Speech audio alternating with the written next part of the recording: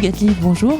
Bonjour. Alors vous êtes le parrain cette année du festival Vision Sociale qui se tient à Mandelieu-la-Napoule à la fin de cette semaine, du 14 au 20 mai prochain. Donc un festival qui vous va bien, on va y revenir. Mais avant, je voudrais qu'on parle un peu de cinéma et d'actualité et de la vie. Dans vos films, notamment dans le dernier, Geronimo, on voit des gens qui courent, c'est le cinéma un peu de l'exaltation, le cinéma du mouvement, le cinéma de la liberté, ça on peut dire ça de tous vos films. Et puis vous-même, vous êtes un gitan, vous aimez le dire, vous êtes issu d'un peuple nomade. Comment vous vivez actuellement le fait qu'on érige des murs en Europe et voire même des camps? De voir ça sans rien faire, parce que personne ne fait rien, ça me rend vraiment mal à l'aise. J'ai l'impression de vivre dans un autre siècle. Et pour être précis, au 19e siècle. Au 19e, parce que on sait ce qui s'est passé au 19e, la préparation du nazisme. Et donc avant, il y en avait aussi. La cruauté, la barbarie, les frontières fermées, des peuples massacrés. Mais le 19e siècle était plus dur encore. Et j'ai l'impression que c'est un peu comme une préparation de ça. Préparation comme au retour du 19e siècle. C'est pas parce qu'on n'est pas encore menacé par un fasciste international. Mais j'espère que ça va rester là. Hein. Et donc le fait qu'on laisse faire ça sous nos yeux, j'ai l'impression d'être dans un autre siècle. Vous avez fait un film sur Podemos aussi. J'imagine que vous suivez de très près ce qui se passe à Nuit debout. Qu'est-ce que vous pensez de la puissance potentielle, en tout cas en nombre, du peuple? Mais le jour où je ne crois pas au peuple, je crois que j'irai dans un désert ou j'irai dans une île déserte. J'y crois, moi, au peuple. Et donc c'est ce qui me donne envie de vivre, c'est ce qui me donne envie de créer, c'est ce qui me fait bouger. C'est pour ça que je me bats. C'est pour le peuple, moi. C'est pour le peuple, pour ma famille, pour ma culture, pour mes amis, pour les tziganes, pour tout ça. Et tout ça, c'est le peuple. Et le peuple, c'est très important pour moi. Quand je dis « on », c'est presque nous, le peuple. C'est nous, le peuple. Et ceux qui n'ont rien fait, c'est les pouvoirs. C'est le peuple qui ne devrait pas, le peuple hongrois ne devrait pas accepter ces murs. Mais ne devrait pas accepter non plus, si je puis me permettre, vous venez d'évoquer les tziganes, on est revenu quasiment à l'esclavage. On les a manipulés. Au travail forcé pour les tziganes. Ils ont été manipulés avec les tziganes. Le peuple a été manipulé avec les tziganes. Le peuple a été... les hommes qui avaient le pouvoir, les hommes qui ont le pouvoir, et qui avaient le pouvoir avant, en France, ils ont tout fait pour faire des tziganes le bouc émissaire de notre société, en France. Et donc c'est très simple. Un bouc émissaire, ça veut dire qu'on lui colle sur le dos toutes les étiquettes et tous les méfaits qui soient, et le peuple suit. Le peuple se manipule très très bien. C'est qu'on lui met 1500 pickpockets dans le métro, et il déteste les tziganes, vous comprenez? Il va détester les tziganes. Et c'est ça. Et c'est les 1500 pickpockets, ces petits tziganes dressés comme des petits chiens. En Italie, par un mec qui était le roi, pas le roi des tziganes, mais qui était un genre, ce qu'on appelle en Rome, les boulibachas, qui étaient des gens, un mec qui avait beaucoup de pouvoir et qui dressait tous les petits-enfants qui prenaient par-ci, par-là, dans toute l'Europe, tziganes, hein, attention, et qui les dressait pour faire du pickpocket. Cet homme-là, tout le monde presque l'a laissé faire parce que ça a arrangé, presque. Je ne dis pas qu'ils l'ont fait exprès eux-mêmes, mais ça a arrangé qu'il y ait des pickpockets en France pour qu'on, tout d'un coup, un homme d'État se met à dire « je vais nettoyer la France ». Mais ça ne va pas, non. On va nettoyer la France avec l'idéologie avant de taper sur les petits gamins déjà manipulés par un chef, un bandit.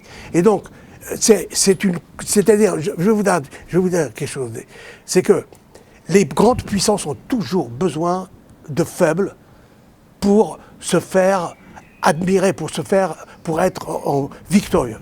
pourquoi vous avez accepté d'y aller? En quoi ça vous parle, ces films sociaux? Parce que vous ne faites pas vraiment de documentaires, enfin il n'y a pas que des documentaires, il y a aussi des fictions, mais en général assez près du réel.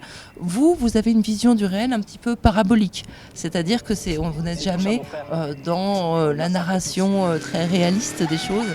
Il y a toujours beaucoup d'exaltation, beaucoup de cris, de corps qui bougent, de tensions.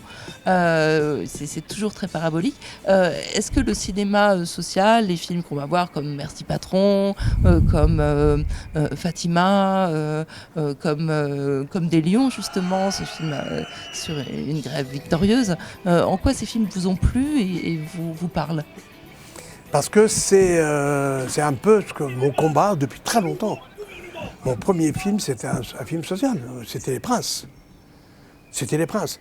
Et c'était pas du tout exalté de quoi que ce soit. C'est juste une famille de tziganes qui était une famille gitane, tzigane, qui était sédentarisée en force, comme dans les années 69, après le carnet nomade, après le carnet anthropométrique, mais le carnet nomade existait toujours. Et on les a sédentarisés de force dans les HLM, qu'on appelait les cités de transit. Et donc c'est ça le film, Les Princes. Et donc on les a sédentarisés de force. Et comme ces HLM, ces bâtiments ne pouvaient pas contenir plus que 6 personnes, on a mis la grand-mère, la petite-fille, la femme, l'homme, et puis peut-être qu'un autre cousin.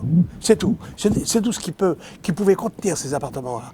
Ils ne contiennent pas les familles tziganes. Les familles tziganes, ils sont 200. Et on est tzigane quand on est au milieu de 200. Parce que c'est ça la culture tzigane. C'est pas séparé. Et c'est un petit peu ce qui s'est passé avec la culture arabe aussi. On va voir de vous Swing, qui est un film qui date de 2002, qui est très axé sur la musique, sur l'amitié, sur justement la communication entre les peuples, pour le coup. Et puis on va voir bien sûr Geronimo. Mais il y a les autres films, par exemple Merci Patron, j'imagine que vous l'avez vu comme tout le monde. Bien sûr. Alors, vous en pensez quoi? Moi j'aime bien tous ceux qui apportent autre chose dans le cinéma. C'est-à-dire qu'à un moment, un cinéma devient utile. Il y a tous les cinémas. C'est-à-dire que c'est un film, un cinéaste qui fait 15 millions d'entrées, pour moi, c'est un cinéaste utile, parce qu'il fait travailler le cinéma. Mais il y a des films qui sont utiles, comme Merci Patron, ou ce qu'on a fait avant avec Stéphane Hessel, que le film qui s'appelait Indignados, oui, sur le mouvement des jeunes aujourd'hui qui sont pour Demos ou les Grecs. Et donc, c'est très important, ce cinéma qui apprend aux autres, aux spectateurs qui regardent le film, autre chose que ce qu'on voit d'habitude.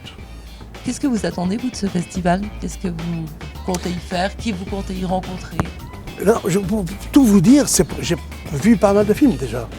Et c'est pour ça que la programmation m'intéresse et j'ai accepté. Je ne pouvais pas ne pas accepter un festival comme ça, un festival qui porte le nom social, vision sociale.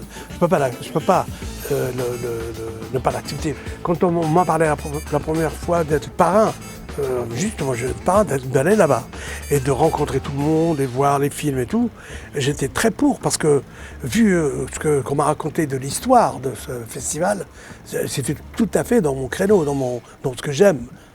Il devrait exister plus encore de choses comme ça, de manifestations, ou de choses comme ça, ou de festivals comme ça. Et donc, cette année, en fin de compte, c'est presque le peuple, ça revient encore, c'est le peuple qui fait son festival. En attendant, on vous donne rendez-vous donc à Vision Sociale, à Mandelieu-la-Napoule, et c'est du 14 au 20 mai. Merci beaucoup, Tony. Très bien. Merci bien.